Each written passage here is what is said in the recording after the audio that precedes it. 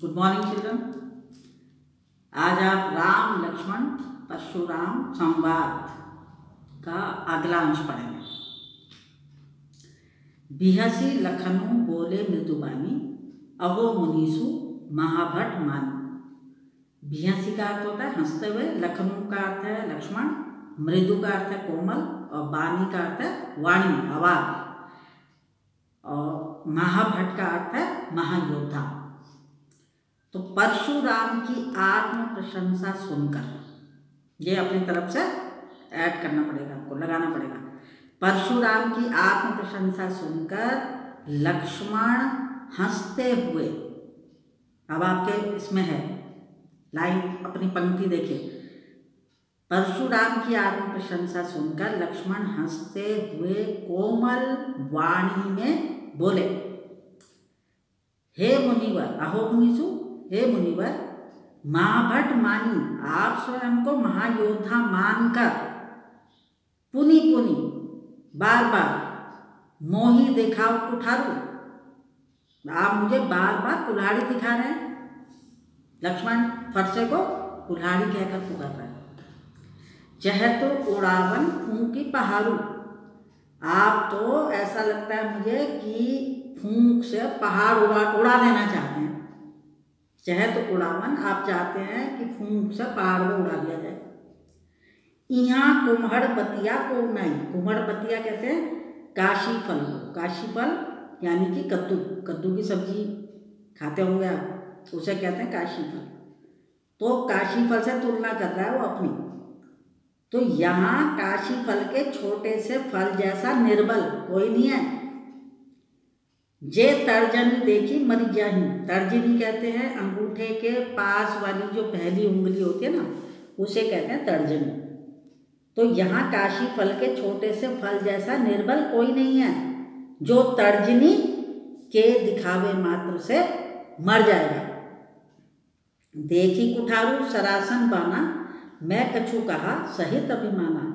मैंने तो कुठार यानी कुल्हाड़ी, सरासन बाना, सर जो है तीर उसको कहते हैं, सरासन जिसमें आप वो रखते हैं धनुष बाण वगैरह, धनुष हाथ में होता है और बाण रखे जाते हैं सर, उसमें आसन जो पीछे टंगा हुआ होता है उनके। तो मैंने तो कुठार धनुष बाण धारण किए वीर वेश को देखकर ही अभिमान में कुछ कहा है। भृगुसुत समुझी जनेऊ बिलोकी, जो कछु कहूँ सहो ऋष रोकी। भृगुसुत माने भृगुकुल के पुत्र, कौन? परशुराम। और बिलोकी का अर्थ होता है देखकर, कुछ लोग जनेऊ धारण कर लेते हैं। तो मैं आपके गले में जनेऊ देखकर, भृगुसुत समुझी जनेऊ बिलोकी, मैंने तो आपके गले में जनेऊ देखा। और भृगुपुत्र परशुराम जानकर, मतलब आपको भृगु पुत्र परशुराम समझकर, जो कछु कहूँ सहो ऋष रोकी, मैंने तो आपको ये सब जानकर ही अपने क्रोध को रोका और रोक कर ही मैं आपके वचनों को सहन कर रहा हूँ। फिर से देख लीजिए इस पंक्ति में, मैं आपके गले में जनेऊ देखकर और भृगुपुत्र परशुराम जानकर ही अपने क्रोध को रोक कर, ऋष का मतलब होता है क्रोध, अपने क्रोध को रोक कर आपके वचनों को सहन कर रहा हूँ। सुर महिसुर अरिजन अरुगाई, हमरे कुल पर न सुराई। सुर का अर्थ है देवताओं, देवता को कहते हैं सुर। महिसुर ब्राह्मणों को, हरिजन जो ईश्वर की भक्ति करते हैं, हरिभक्त। अरु का अर्थ है और, गाय का अर्थ है गाय, और कुल आप जानते हैं वंश। सुराई का अर्थ होता है वीरता। तो मैं, लक्ष्मण ने जब ये बात कही ना कि मैं आपके गले में जनेऊ देखकर और भृगुपुत्र परशुराम जानकर ही अपने क्रोध को रोककर आपके वचनों को सहन कर रहा हूँ, क्योंकि, अब ये पंक्तियाँ देखिए, सुर महिसुर अरुजन अरुगाई, हमरे कुल इन पर न सुराई, क्योंकि हमारे वंश की ये मर्यादा है कि देवताओं, ब्राह्मणों, हरिभक्तों और गाय पर वीरता नहीं दिखाई जाती है। हमारे वंश में हमारी मर्यादा है कि इन सब पर कभी भी वीरता नहीं दिखानी चाहिए। बंधे बधे पापू अब कीर्ति हारे, मारता हूँ पाप परिय तुम्हारे। इन्हें मारने से क्या होता है? बधे माने मारने से, पापू पाप लगता है। अब कीर्ति हारे, और अगर इनसे हार जाओ तो अपयश मिलता है। मारता हूँ पाप परिय तुम्हारे, इसलिए यदि आप हमें मारे तो भी आपके पैरों में गिरना ही उचित है। फिर देख लीजिए, इन्हें मारने से पाप लगता है और इनसे हारने से अपयश मिलता है। इसलिए मारता हूँ पा का मतलब है कदम, आपके चरण पैरों। इसलिए यदि आप हमें मारे तो भी आपके पैरों में गिरना ही उचित है। कोटि कुलिस सम बचनु तुम्हारा, व्यर्थ धरु धनु बाण कुठारा। कोटि का अर्थ है करोड़ों, वज्र होता है जो बिल्कुल पत्थर की तरह कठोर होता है, तो यहाँ पे वज्र से तुलना की गई थोड़ी।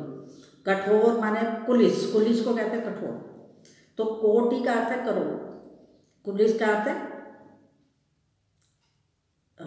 कठोर।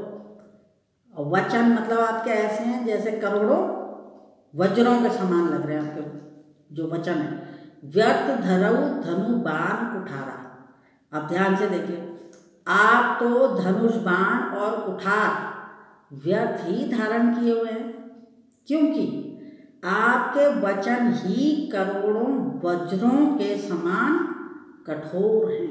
आप इतने कड़वे वचन बोल रहे हैं मानो करोड़ों वज्र पड़ रहे हो किसी के ऊपर, पत्थर पड़ रहे हो, इतने कठोर वचन बोलते हैं।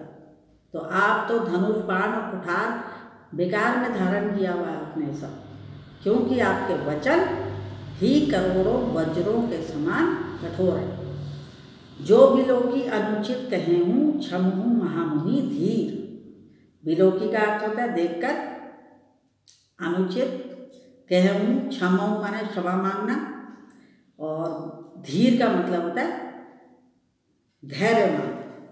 तो लक्ष्मण कहता है अगर मैंने आपके ऐसे वेश को देखकर, कौन से वेश को देखकर, कि आपने कुठार लिया हुआ है, धनुष बाण धारण किए हुए, ठीक है, कि अगर मैंने आपके ऐसे वेश को देखकर कुछ अनुचित कह दिया हो, जो भी लोग की अनुचित कह हूँ, आपके इस वेश को देखकर अगर मैंने कुछ अनुचित कह दिया हो, तो हे धैर्यवान मुनि, धीर का मतलब है धैर्यवान, हे धैर्यवान मुनि, महामुनि मुझे क्षमा कर दीजिए।